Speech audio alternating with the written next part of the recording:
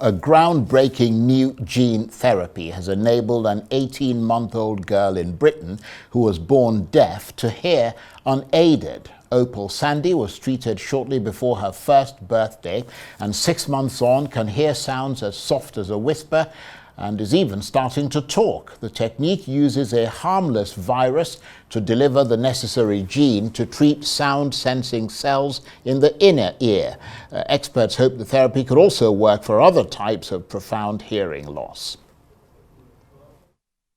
I think we'd been given a really unique opportunity with no real evidence that any harm or adverse effects was likely to come to her, and I think a lot of parents, regardless of their difficulties their children face, to be given an opportunity to potentially make obstacles easier for her to overcome was a risk definitely worth taking. At the time, and you messaged me to say what had gone on, and I'm not sure I believed it at the start. I think I said it was just a fluke.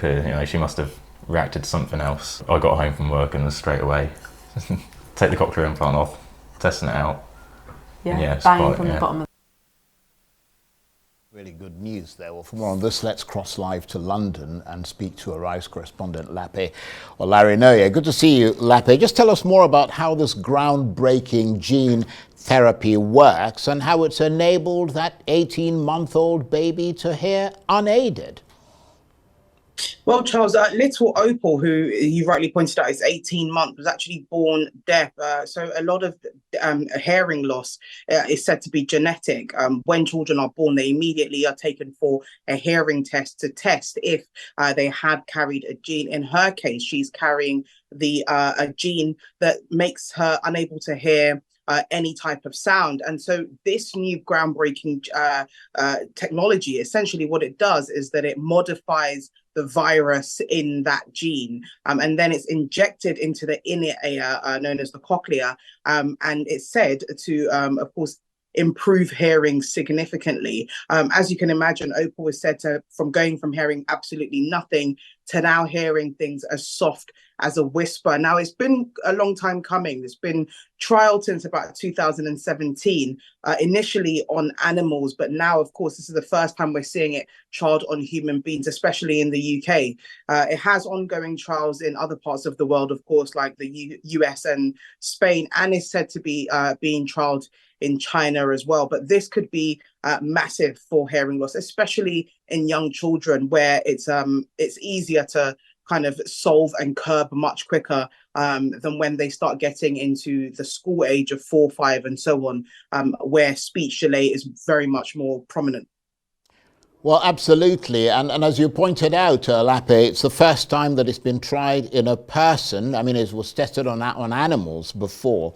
I imagine it must have been quite a leap of faith. I mean, clearly underpinned by a lot of science for Opal's parents to try this.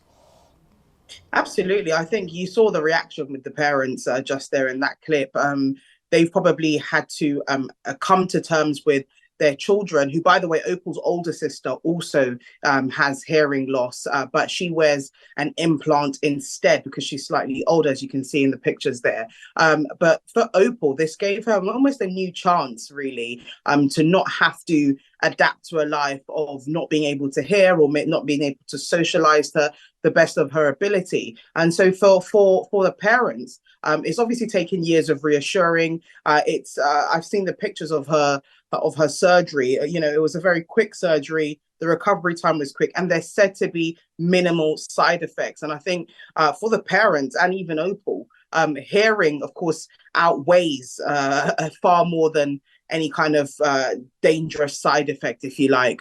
In her case, I think for the parents and for the child, Opal, the ability to now hear clearly is going to go, far more significant than anything else. So yes, there has been years of science gone into it, but a lot of reassurance to the parents as well, who of course already have a child who's deaf, and giving their younger child this opportunity is really a no-brainer.